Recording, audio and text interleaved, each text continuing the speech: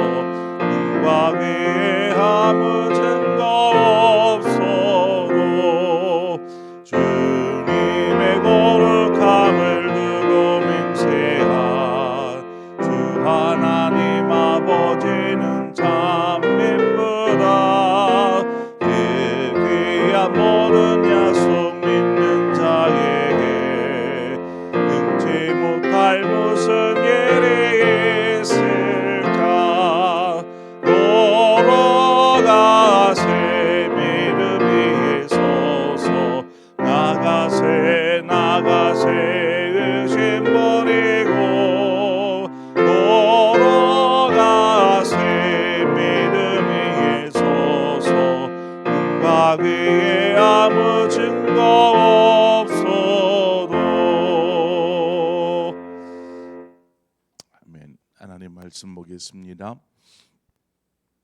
역대상 17장 16절에서 22절의 말씀입니다. 역대상 17장 16절에서 22절의 말씀 우리 한 절씩 교독해서 보겠습니다. 다윗이 여호와 앞에 들어가 앉아서 이르되 여호와 하나님이여 나는 누구오며 내 집은 무엇이기에 나에게 이에 이르게 하셨나이까?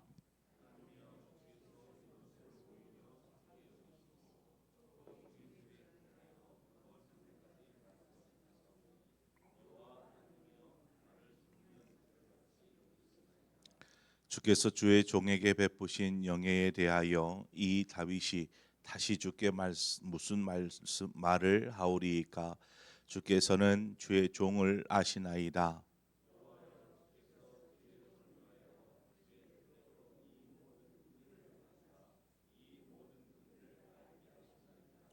여호와여 우리 귀로 들은 대로 주와 같은 이가 없고 주 외에는 하나님이 없나이다.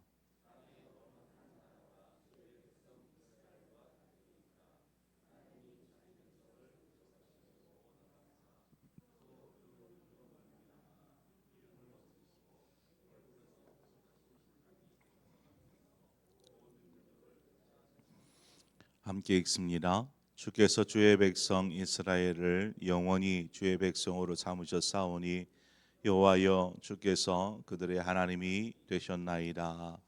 아멘. 오늘 본문의 말씀은 나단으로부터 하나님의 말씀을 전해 들은 다윗이 이제 하나님께서 자신에게 베풀어 주신 은혜에 대하여서 감사의 기도를 하고 있는 내용입니다. 본문 16절에 보면 다윗 왕이 여호와 앞에 들어가 앉아서 이르되 여호와 하나님이 나는 누구오며 내 집은 무엇이기에 나에게 이에 이르게 하셨나이까라고 이야기합니다. 우리가 어제도 말씀드렸다시피 다윗은 이름 없는 그냥 목동에 지나지 않았습니다. 그런 일을 하나님께서 택하여서 이스라엘의 주권자로 삼으신 것이죠. 하나님 여기서 멈추지 않습니다. 그의 미래까지도 우리가 어제 말씀 살폈던 말씀처럼 그의 미래까지도 축복을 약속하시는 그런 하나님을 보게 됩니다. 그런 하나님 앞에 자신이 겸손하게 하나님 감사합니다라는 감사의 고백을 하고 있는 것입니다. 여러분 우리가 이렇게 되기까지 다윗의 삶을 우리가 외면해서는 안 됩니다. 이 전까지의 다윗의 삶, 다윗이 목동일 때에 사무엘이 찾아왔고 그에게 기름을 붓습니다. 그것은 무슨 말입니까? 이제 왕이 될 것이다라는 거죠. 그때의 사무엘이 기름 부음했던 그 일은 바로 지금 이때를 위함이었겠지요. 그런데 기름 부음 받고 난 이후 다윗의 삶을 보면 참으로 힘들고 어렵고 고달프고 그저 고난의 삶의 연속이었습니다. 그는 사울 왕을 피해 다니면서 이제 이곳저곳을 전전하며 도피 생활을 해야 했습니다. 도피 생활을 하는 중에는 무슨 편안함이 있었겠습니까? 안락함이 있었겠습니까? 생명이 위급한 상황도 수차례 넘겨야 했고 또 다윗을 도왔다라는 이유로 수많은 제사장들을 사울이 죽여버리는, 높당에 있는 제사장들을 그냥 다 죽여버리는 일도 겪습니다. 자기 때문에 겪은 거잖아요.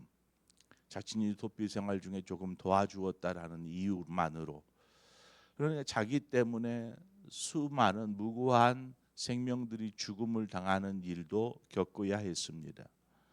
후에는 살기 위해서 적국에 가서 도움을 요청하는 이러한 상황에까지 내몰렸습니다. 그 기간이 무려 10년이 넘습니다. 그런 시간을 돌아보면 왕이 되어서 이제 더 이상 도망하지 않아도 되고 또 나름 왕이니까 얼마나 편안한 삶이겠습니까? 그러한 편안한 삶을 자신에게 주어진 삶을 즐길 수도 있을 것입니다. 그러나 다윗의 고백을 보면 그저 이 모든 것이 하나님의 은혜라고 고백합니다. 다윗은 자신의 삶 동안 자신이 지금까지 살아오는 동안 하나님께서 자신과 함께하여 주셨고 또 자신의 삶을 친히 하나님께서 인도하여 주셨다라고 고백합니다. 시편 23편 4절의 말씀을 보면 내가 사망의 음침한 골짜기로 다닐지라도 해를 두려워하지 않을 것은 주께서 나와 함께 하심이라 주의 지팡이와 막대기가 나를 안위하시나이다 라고 고백합니다. 그러니까 이 다윗의 삶 속에 그 사망의 음침한 골짜기와 같은 시간들, 뭐 죽을 것 같은 시간들, 이러한 시간들을 지나게 하셨지만 그 지나는 시간 동안 하나님이 자신과 함께 하셔서 그 어려움에 처하지 않도록 죽음에 이르지 아니하도록 항상 보호하셨다, 안위하셨다. 마치 닭이 병아리를 날개 아래 품고 있듯이 하나님이 자신을 품어주시고 인도하여 주셨다라고 고백하는 것입니다. 이 고백을 보면 다윗이 어떤 믿음을 가지고 삶을 살아가고 있는가 알 수 있습니다. 다윗이 왕이 되었기 때문에 하나님 앞에서 이렇게 고백할 수 있는 것이 아니라 또 영광을 돌릴 수 있는 것이 결코 아닙니다. 그의 믿음은 힘들고 어려웠던 삶의 모든 순간조차도 그것조차도 하나님의 섭리였다라고 하는 것을 스스로 알고 감사하며 고백하는 것입니다. 우리의 모든 삶은 하나님의 섭리 가운데 하나님의 주관 아래에 있는 줄 믿습니다. 우리는 그것을 인정하고 고백할 수 있어야 합니다. 하나님, 제 모든 삶은 하나님의 섭리, 하나님의 주관 가운데 있습니다. 우리가 지금 힘들고 또는 감당하기에 벅찬 문제와 씨름하고 있다면 이것이 하나님의 섭리입니다. 제 삶은 하나님의 섭리 가운데 있습니다라고 고백하기가 쉽지 않을 것입니다. 우리가 하나님의 섭리라고 자연스럽게 고백할 수 있을 때는 조금 평안할 때, 좀 살만할 때, 이럴 때는 하나님의 섭리입니다. 은혜에 감사합니다라고 고백하기 쉽습니다. 그러나 우리가 감당하기조차 버거울 만큼 힘들고 어려운 일에 있다면 이렇게 하나님의 섭리를 고백하기가 어렵습니다. 그저 괜찮겠지, 괜찮아지겠지라는 말로 그냥 자신을 다독이라는 것이 아니라 이해되지 않는 상황, 어떻게 이런 일이, 하나님은 어떻게 이렇게 라는 이해되지 않은 상황에서도 하나님은 여전히 일하고 계시고 또 그것을 신뢰하며 나가는 믿음이 우리에게 필요한 것입니다. 고난 자체가 즐겁고 선한 것은 결코 아닙니다. 그러나 고난 가운데서 하나님은 선한 목적을 이루시는 분이시다라는 것을 우리가 인정할 수 있어야 한다라는 것입니다. 하나님은 선하신 분이시기 때문에. 그런데 왜 하나님은 선하신 분이신데 왜 이런 고통과 아픔과 눈물과 한숨 짓는 시간들을 우리에게 주시는 걸까요? 우리로 왜 굳이 그 사망의 어둠의 골짜기를 지나게 하시는 것일까? 하나님은 토기장이 같이 이 고난을 통해서 우리를 만지시는 분이십니다. 그래서 하나님의 선하신 목적을 따라 우리를 빚어 가시는 것이죠. 어찌 보면 그 시간이 우리에게 정말로 필요하기 때문에 주어지는 것입니다. 중요한 것은 우리가 어떤 힘겨운 시간들을 지나면서 하나님께서 나를 다루시고 계심을 알고 또 그런 하나님 앞에 원망과 불평, 투정이 아니라 겸손히 서는 것이 중요합니다. 만약 그렇지 않으면 우리는 보다 나은 신앙이나 혹은 믿음으로 세워지기보다는 그냥 원망과 불평으로 얼룩져 버린 또 그 시간들이 원망과 불평만 쏟아내다 보면 그 신앙이 좀 자라거나 믿음이 성장하거나 하나님의 기쁘신 뜻을 알아서 이런 과정들이 없다 보니까 하나님과 더 멀어지는 것밖에 되지 않더라는 것이죠. 아니 왜 나에게 이런 고달픈 시간을 주십니까? 라고 따져 묻기만 하기 때문에 자라지를 못하는 것입니다. 다윗이 위대한 이스라엘의 왕이 될 수 있었던 것, 그것은 무엇이겠습니까? 고난 속에서도 자신의 인격과 믿음이 다듬어졌기 때문에 그렇습니다. 하나님은 우리가 평안할 때, 행복할 때, 즐거울 때 우리를 다루시는 것이 아니라 힘겨운 시간, 고달픈 시간, 고난의 시간, 이때에 우리를 다듬어 가십니다. 우리를 훈련시켜 가는 것이죠. 그래서 사람이 항상 즐거움만 쫓아서는 안 됩니다. 때로는 고달픈 시간을 지날 때에 그때에도 여전히 하나님을 붙잡고 걸어가세 믿음 위에 서서 믿음 위에 서려고 몸부림치는 이 시간들을 통해서 그 사람의 신앙이 자라나고 하나님을 향한 더 깊은 은혜와 사랑 가운데 거하게 되더라는 것입니다. 다윗이 이런 지금의 고백들 할 수 있었던 것, 하나님 나 같은 사람이 무엇이라고, 하나님께서 우리 집이 어떻다고 나를 이렇게 세우셔서 또 영광스럽게 영예스럽게 하시고 또한 우리의 모든 삶을 책임져 주시겠다 말씀하시는 그 하나님 앞에 반응하는 것입니다. 그렇다는 것은 그만큼 다윗이 연단되어지고 훈련되어지고 다듬어져 왔다라는 것을 우리가 알 수 있는 것이죠. 고난 중에는 이런 하나님의 선하신 뜻을 알아차리기가 힘듭니다. 그저 왜 나에게 너무나 힘들니까 시간이 지나서야 비로소 하나님께서 이렇게 하시려고, 나로 하여금 이렇게 하시려고,